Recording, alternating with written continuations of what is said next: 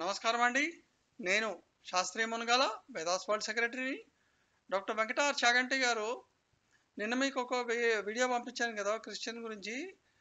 ఇంకా కొన్ని మంత్రాలు కూడాను ఆయన చెప్పాడు తప్పులు ఉన్నాయని చెప్పి.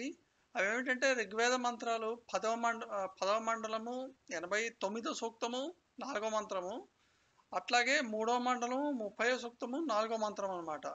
ఈ వీడియో చూస్తే మీకే అర్థమవుతుంది. కొంచెం దాని కరెక్ట్ మీనింగ్స్ మళ్ళీ నేను దాన్ని కొంచెం విశ్లేషించి చెప్పగలరు. ధన్యవాదములండి.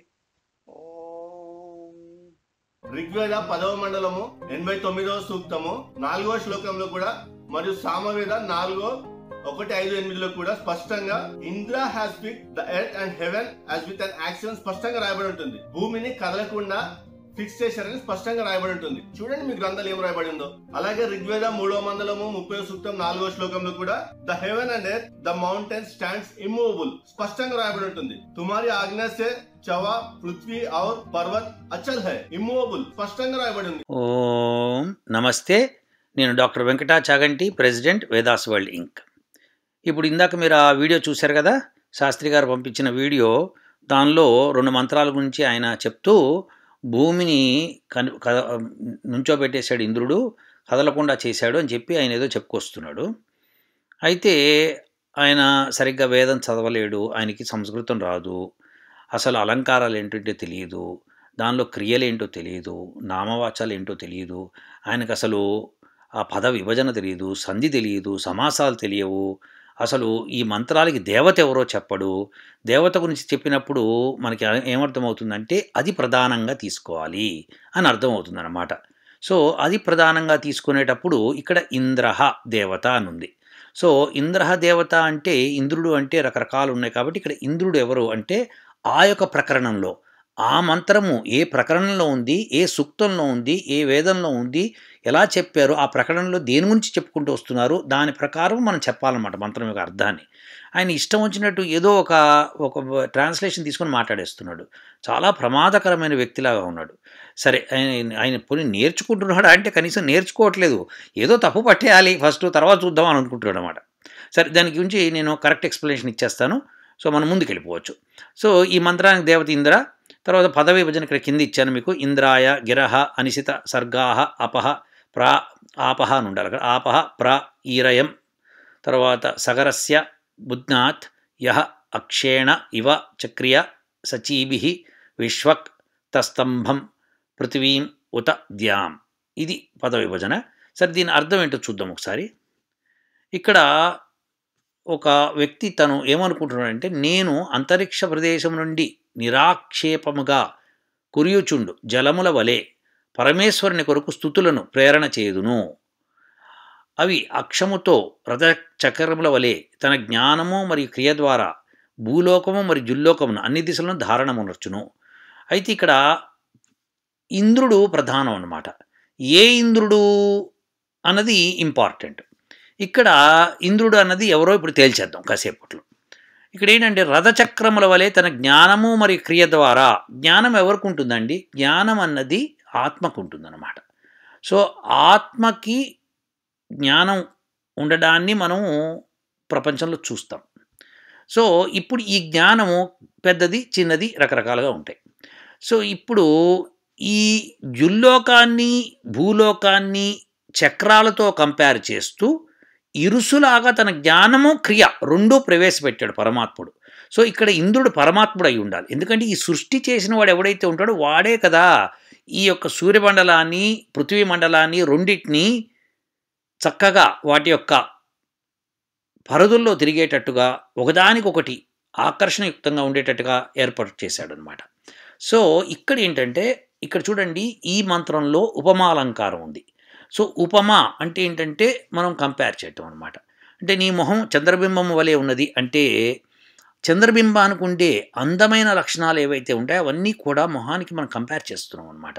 సో అది ఉపమాలంకారం అంటారు. ఇక్కడ రథచక్రముల వలె అని ఉంది, ఎందుకంటే చక్రియ వచ్చింది, అక్షము వచ్చిందనమాట. ఈ అక్షం అంటే యాక్సిస్ అనమాట. ఈ ఇరుసు అన్నది చూడండి, రథచక్రాలకి రెండింటి మధ్యలో యాక్సల్ ఉంటుంది. దాని మీద ఆధారపడే 2 చక్రాలు అటు ఇటు విడిపోవు అనమాట, 2 కలిసి ప్రయాణం చేస్తాయి అన్నమాట. సో చక్రము అంటే తిరిగేదండి, చక్రం అంటే తిరగకుండా ఉండేది చక్రం అనరు. సో అలా చక్రాన్ని మనము కంపేర్ చేస్తున్నామంటే భూమి సూర్యుడు తిరుగుతున్నాయని అర్థం అనమాట. ప్లస్ అక్షం ఉంది దానికి, అక్షం అంటే యాక్సిస్. యాక్సిస్ ఏంటి అనేది మనం ఇదివరకు మంత్రాల్లో మనం చెప్పేసుకున్నాం. సో ఇక్కడ కూడా ప్రత్యక్షంగా పరమాత్ముడు తన జ్ఞానము క్రియ అది అక్షంగా ఏర్పాటు చేశాడు. సో క్రియ అన్నది ఏంటంటే ఏదైతే ఫిజికల్గా ఉంటుందో అది క్రియ అవుతుంది. జ్ఞానం అన్నది ఫిజికల్గా కనిపించాలి అంటే క్రియ ఉండాలి, లేకపోతే జ్ఞానం లేనట్టు అనమాట. సో జ్ఞానము లేనటువంటిది ఏదన్నా ఉంది వస్తువు అంటే ఒక వస్తువు పడి ఉంటుంది జ్ఞానం లేకుండా, ఎందుకంటే దాని క్రియ ఉండదు. మనం చేస్తాం, మన జ్ఞానం ఉంది కాబట్టి. సో ఇలా మనము దీన్ని మంత్రాన్ని చెప్పుకునేటప్పుడు ఈ భూలోకము మరి జుల్లోకము అన్ని దిశలను ధారణమనొచ్చును. ఎవరు ధారణమనొస్తారు? ధారణం అంటే హోల్డింగ్ అనమాట. సో ఎవరు హోల్డ్ చేస్తున్నారు? ఇంద్రుడు. ఇంద్రుడు అంటే పరమేశ్వరుడు ఎందుకు అయ్యాడు? ఎందుకంటే సృష్టిని చేసిన వాడు ఆయన కాబట్టి. ఈ సృష్టి చేసినప్పుడే ఈ భూమి సూర్యుడు ఒకదానికొకటి ఆకర్షణయుక్తంగా ఉన్నాయన్నమాట, ఒకదానికొకటి ఆకర్షించుకుంటూ ఉన్నాయన్నమాట. సో అలా ఏర్పాటు చేసిన వాడు ఎలా ఏర్పాటు చేశాడు? అక్షం ఒకటి ఏర్పాటు చేసి రెండింటిని 2 చక్రాలుగా చేసుకొని ఉన్నాయన్నమాట.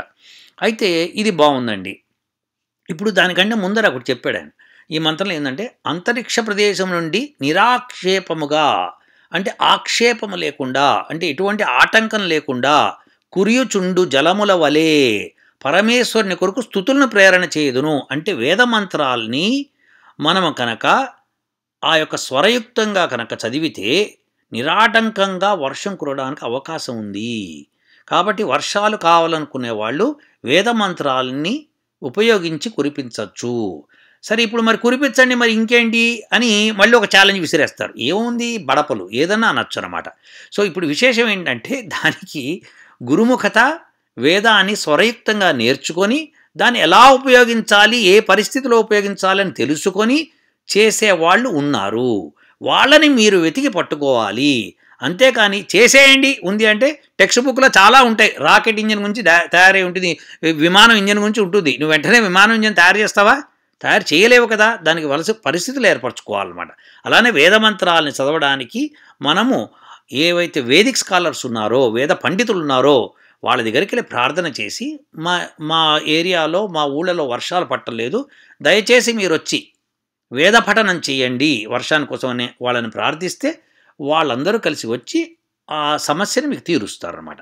సో ఇలా చెప్తూ దాన్ని దీనికి ఎందుకు కంపేర్ చేస్తున్నా అంటే నిరాటంకంగా అన్నది వెరీ ఇంపార్టెంట్ అనమాట. సో అలా నిరాటంకంగా ఈ యొక్క రథచక్రాలు తిరుగుతూనే ఉన్నాయి. సూర్యుడు భూమి నిరాటంకంగా తిరుగుతూ ఉంటాయి, ఏ ఆటంకం లేకుండా తిరుగుతాయని చెప్పడం అన్నమాట. ఇది విశేషం అండి. సో ఈ మంత్రాన్ని ఇలా అర్థం చేసుకోవాలి. మంత్రం మననం త్రాయతి ఇది మంత్రాహ. సో మననం చేయడం ద్వారా మాటికి ఆ మంత్రం గురించి ఆలోచన చేస్తే కానీ మీకు ఆ అర్థం బోధపడదు. ఏదో టక అని రాసేయడానికి ఇది లాంగ్వేజ్ సింపుల్ లాంగ్వేజ్ కాదు. దీనికి లక్షణాలు ఉన్నాయి కొన్ని. ఆ లక్షణాలు ఏంటో నేను తర్వాత మళ్ళీ చెప్తాను. ఆ లక్షణాలు తీసుకొని చెప్పాలి. అంతేకాని నాకు ఉంది కదా, నాకు ఇక్కడ ఒక భావార్థం ఇచ్చేశారు, ఒక పదార్థం ఇచ్చేశారు కదా మనం చెప్పేస్తాను అంటే కుదరదు. సో దానికి తపస్సు కూడా అవసరం. ఒక మంత్రం అర్థం చెప్పాలంటే నీకు తపస్సు అవసరం నాయన. తపస్సు చేయిందే రాదు. ఎందుకంటే సైన్స్ బుక్లు ఈరోజు చాలామంది దగ్గర ఉన్నాయి. ఎవరన్నా సైన్స్ థియరీని, ఐన్స్టీన్ థియరీ ఆఫ్ రిలేటివిటీ ఎవరన్నా చెప్తారు. కానీ తపస్సు చేస్తే కానీ అది అర్థం కాదు. తపన అంటే తపస్సు అంటే ముక్కు మూసుకొని మూల కూర్చోవడం కాదు, తపన చెందటం అనమాట. అది ఏమై ఉంటుంది, ఇది తపస్సు అనమాట. ఇలా తపస్సు చేస్తే కానీ మీకు ఆ విషయం బోధపడదు. ఏదో నువ్వు వేదాలని తప్పు పట్టాలని ఒక కార్యక్రమం పెట్టుకున్నావు కాబట్టి నువ్వేదో పెట్టేస్తున్నావు. కానీ నీకోసం కాకపోయినా వినేవాళ్ళ కోసం అన్నా ఈ జ్ఞానం పనికొస్తుందని చెప్పాల్సి వస్తుంది అనమాట. ఎందుకంటే నువ్వు తెలుసుకునే పరిస్థితుల్లో లేనట్టున్నావు, కేవలం తప్పు పడదామనే ప్రక్రియలో ఉన్నావు కాబట్టి నీకు అర్థం కాదు కూడా నేను చెప్పిన. అయినా ఒక ప్రయత్నం, ఎందుకంటే మా శాస్త్రి గారు అడిగారు, మరి శాస్త్రి గారు అడిగినప్పుడు చెప్పాలి కదా నేను, అందుకని ప్రయత్నం చేస్తున్నాను. సరే ఇప్పుడు ఇంకొక మంత్రం అడిగావు, అదేం మంత్రం? ఈ మంత్రం అదేంటి? ఋగ్వేదము 3:34. సరే ఈ మంత్రం ఒక పద విభజన కూడా ఇక్కడ క్లియర్గా ఇచ్చాను. సో ఆ పద విభజన తీసుకొని దాని అర్థాన్ని మనం తెలుసుకుందాము.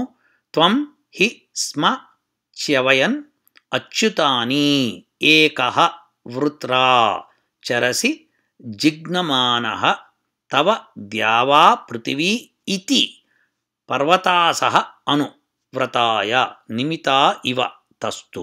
ఇవి పద విభజన అన్నమాట. దీని అర్థం ఏంటో చూద్దాం ఒకసారి. ఓ రాజా త్వం నీవు. ఓ రాజా అని ఇక్కడ ఎందుకు చెప్పాడు అంటే మీరు ఆ ప్రకరణంలోకి వెళ్ళాలి. మళ్ళీ ఆ ప్రకరణంలో ఎవరిని ఉద్దేశించి ఆ మంత్రాలు రాయబడ్డాయో తెలుసుకోవాలి. అప్పుడు మనకి ఆ ప్రకరణం ప్రకారం మనం అర్థం చేసుకొని ఓహో ఇదా అందుకని ఇలా అర్థం చెప్పుకోవాలా అని వస్తుంది. అంతేకాని ఏది పడితే అది చెప్పేయకూడదు. సరే, ఓ రాజా త్వం నీవు ఏకః ఇతర సహాయం ఆశించని శక్తిశాలివి. అంటే అటువంటి శక్తిశాలి అవ్వాలి రాజా అని చెప్పడం మంత్రం అదనమాట. ఏదైనా రాజు ఉన్నాడు అంటే ఎవరి సహాయం లేకుండా, అంటే ఎవరి సహాయం లేకుండా, ఎవరి సహాయం ఆశించని శక్తిశాలివి. ఆశించకూడదు, తన అంత బలం కూడగట్టుకోవాలి. తన బలం అంటే ఏమిటి? తన సైన్యమే తన బలం. అందుకే స్మా పడలేదు. దేనిచే అచ్యుతాని, అచ్యుతాని, అచ్యుతము అంటే చ్యుతము కానటువంటిది, చ్యుతము కానటువంటి అచ్యుతాని అని ఇక్కడ వచ్చిందనమాట. అచ్యుతాని అంటే ఏమిటి? ఇప్పుడు అది ప్లూరల్ అనమాట. సో గొప్ప శక్తివంతమగు సేనలను చ్యావయన్ ఏ విధముగా సూర్యుని సంబంధములో ద్యావా పృథివీ ప్రకాశము మరియు భూమి పర్వతాసహ పర్వతముల వంటి పెద్ద పెద్ద మేఘములు మరియు వృత్రా మేఘముల ముక్కల వంటి తెప్పలు. యాక్చువల్ వృత్రా అంటేనే మేఘాలండి. అయితే ముక్కల వంటి తెప్పలు అని ఎందుకు చెప్పాల్సి వచ్చింది అంటే మబ్బులు అని ఎందుకు చెప్పాల్సి వచ్చింది అంటే ముక్కల వంటి తెప్పలు అంటే ఒకటే మేఘం గురించి మాట్లాడకుండా ప్లూరల్గా మాట్లాడు. మరియు నిమితేవా నిరంతరము, ఇది ఇంపార్టెంట్ అండి. నిమితేవా అనేది ఇంపార్టెంట్. నిరంతరము ప్రమాణపరిచిన పదార్థముల వలె తస్తుహు స్థిరమగునట్లే. ఇక్కడ స్టేబుల్ అని అర్థం అండి. అయితే స్టేబుల్ అంటే స్టెబిలిటీ. సో ఈ స్టెబిలిటీకి ఇంగ్లీష్లో స్టేబుల్ అన్న పదం ఉంటుందండి. స్టేబుల్ అంటే ఏంటండి? స్టెబిలిటీ. స్టేబుల్ ఈజీ స్టేబుల్ అని అడుగుతాం. అంటే అతను ఎట్లా ఉన్నాడు, స్థిరంగా ఉన్నాడా లేదా. కానీ స్టేబుల్ అంటే ఇంకొక అర్థం కూడా ఉందండి. గుర్రాలని వాటిని పెట్టేవాటిని స్టేబుల్స్ అంటారు అనమాట. సో ఇప్పుడు ఇది మనము మాట్లాడేటప్పుడు స్థిరమగునట్లే అన్నప్పుడు అక్కడ స్టేబుల్ అని రాశాడు కదా. స్టేబుల్ అంటే గుర్రాలు సాలై ఉండాలి అని అంటే కుదరదు అక్కడ ఇంగ్లీష్లో. అక్కడ వాక్యము ఎలా ఏర్పడిందని దాన్ని బట్టి అర్థం చెప్పాలి. స్థిరమగునట్లు అంటే అవి చలించి ఎటో వెళ్ళిపోకుండా, దిక్కులు ఏ దిక్కు పడితే ఆ దిక్కు వెళ్ళిపోకుండా, ఎక్కడ పడితే అక్కడ వెళ్ళిపోకుండా స్థిరంగా ఉన్నాయి. అంటే ఒక వృత్తంలో తిరుగుతున్నాయా, ఒక దాని చుట్టూ తిరుగుతున్నా, లేకపోతే ఒకటే చోట నిలుచున్నా, లేకపోతే కనుక దేని యొక్క బ్యాలెన్సింగ్ వలన ఎటు తప్పిపోకుండా ఉండడం, ఇలాంటివన్నీ స్థిరమైనట్లయినా చెప్పాల్సి వస్తుంది. అనువ్రతాయ సత్యభాషణము, వ్రతము అంటే సత్యభాషణము మునగ కర్మలు లేక ఉత్తమ స్వభావము కొరకు శత్రువుల నాశకుడవు కమ్ము అంటే ఏంటంటే ఉత్తమ కర్మలు చేయని వాళ్ళని శిక్షించు అని చెప్పటం అనమాట. అందుకని రాజులు ఇంకొక రాజుపై దండయాత్ర చేయడం ఎందుకంటే ఎప్పుడైతే ఆ రాజ్యంలో సత్యభాషణము మున్నగు ఉత్తమ కర్మలు లేక ప్రజలు తప్పుదావ పడుతుంటే కనుక వాళ్ళని అక్కడ రాజుని శిక్షించి మళ్ళీ ధర్మస్థాపన చేయడం అన్నది ఈ యొక్క రాజు యొక్క కర్తవ్యం అన్నమాట. అట్లయినా నీవు నిశ్చయంగా విజయవంతుడు అవుదువు. ఎప్పుడైతే ధర్మం కోసం పాటుపడతావో అప్పుడు విజయం నీదే. కానీ విజయం కావాలంటే ఏమని చెప్తున్నాడు? గొప్ప శక్తివంతముకు సేనలు కావాలి కాబట్టి ఫస్ట్ అది ఏర్పరచుకో. గొప్ప శక్తివంతముకు సేనల్ని ఎప్పుడైతే ఏర్పరచుకున్నావో అప్పుడు ఇతరుల సహాయం ఆశించవు అని అర్థం అన్నమాట. అలానే ఏ విధముగా సూర్యుని సంబంధములో ప్రకాశము మరియు భూమి పర్వతముల వంటి పెద్ద పెద్ద మేఘములు, ఈ మేఘాలు కూడా ఎలా ఏర్పడతాయి? జలము సూర్యుడి యొక్క తాపానికి ఆవిరి అయ్యి పైకి వెళ్ళి మేఘాలు ఏర్పడతాయి. సూర్యుడు లేనిదే మేఘాలు ఏర్పడడానికి ఛాన్సే లేదు. అది గుర్తుపెట్టేసుకోండి. సో దేర్ఫోర్ ఈ సూర్యరశ్మి మూలంగా పర్వతాల వంటి పెద్ద పెద్ద మేఘములు మరియు మేఘముల ముక్కల వంటి తెప్పలు, ఈ రెండింటిని కలిపి ఒకటే మనం వృత్రా అని చెప్పచ్చు అనమాట. మరియు నిమితేవా నిరంతరము ప్రమాణపరిచిన పదార్థముల వలె అని స్పష్టంగా చెప్తున్నారు. ఇది గుర్తుపెట్టుకోవాలి. నిరంతరము అంటే ఇది ఎప్పుడూ సాగుతున్న ప్రక్రియ అన్నమాట. సో తస్తు స్థిరమగునట్లే అనువ్రతాయ సత్యభాషణము మునగ కర్మలు లేక ఉత్తమ స్వభావం కొరకు శత్రువుల నాశకుడవు కమ్ము.